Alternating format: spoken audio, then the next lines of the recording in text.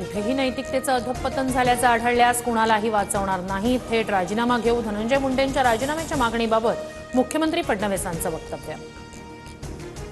अधिवेशनाआधी धनंजय मुंडेंचा राजीनामा होणार। अजित पवारांनी 2 दिवसांपूर्वीच मुंडेंचा राजीनामा घेतलाय। माझ्याकडे 100% माहिती। करुणा मुंडेंचा TV9 वर खळबळजनक दावा। आजपासून राज्याच्या अर्थसंकल्पीय अधिवेशनाला सुरुवात होणार। कोकाटे मुंडेंच्या राजीनाम्यावर विरोधक आक्रमक। बीड हत्या प्रकरणावरून विरोधक सरकारची कोंडी करण्याची शक्यता। विरोधी पक्षनेता निवडीबाबत विधानसभा नियमात विशिष्ट तरतूद नाही। विधिमंडळाच्या उत्तरानं ठाकरे गटाचा विरोधी पक्षनेतेपदाचा मार्ग मोकळा। ठाकरे गट लवकरच विरोधी पक्षनेतेपदासाठी अर्ज दाखल करणार। पुणे पोलिसांकडून दत्तात्रय गाडेच्या मोबाईलची तांत्रिक तपासणी। पीडिता आणि गाडे एकमेकांच्या संपर्कात नसल्याचं समोर। गाडे विरोधात पुरावे गोळा करण्याचं काम सुरू।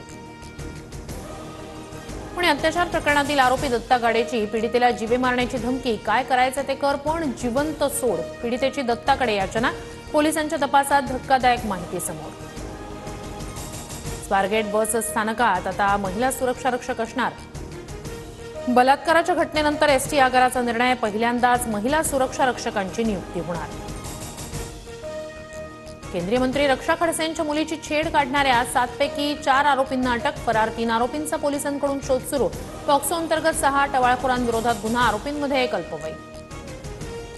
महादेव मुंडेंच्या पत्नी ज्ञानेश्वरी मुंडेंचा प्रशासनाला दिलेला अल्टिमेटम संपला।